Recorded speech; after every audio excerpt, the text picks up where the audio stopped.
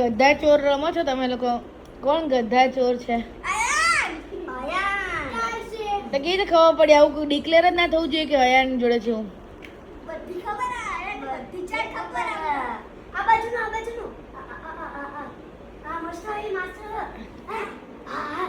લઈ લે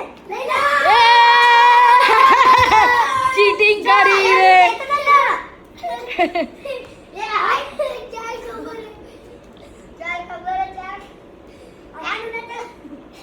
ચલો હવે તમારી બેની વારી આવી.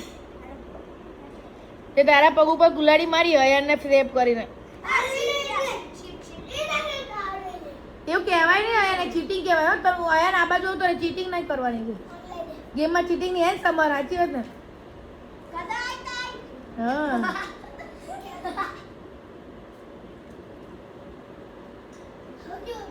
સવા કોઈ તારા ના જોવા જોઈએ. હા હે ને? જલ્દી કર ને યાર, આ તો હાવ કાચું આ બક્કો કયો હયાન એમ કરીને જોવા ગયો હયાની બાજુ. બક્કો અહીંયા તો મેં જોયું જ નહીં. ચીટિંગ નહીં કરવાની. રાયન અમારે પહેલાની બધી યાદો તાજી થઈ. અમે વેકેશનમાં બહુ રમતા હતા. આ જે પકડ્યું એ જ આપી દે. હા લઈ લે હજુ મોટી છે. ફરીથી કરો, ફરી બાદ છે ને.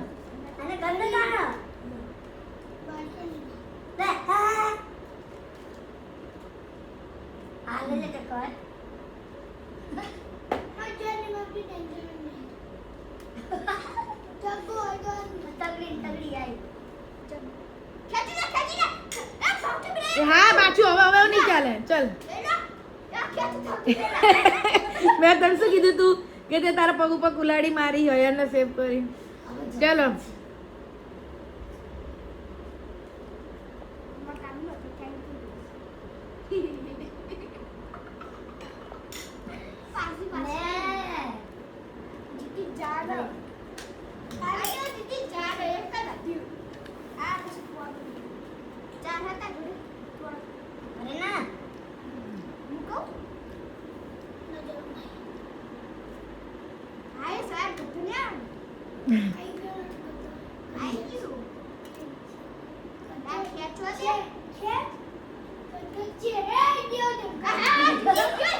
જો તમે એમ ચીટિંગ કરી હતી તોય જીતી ગયો. જો જોઈ લો.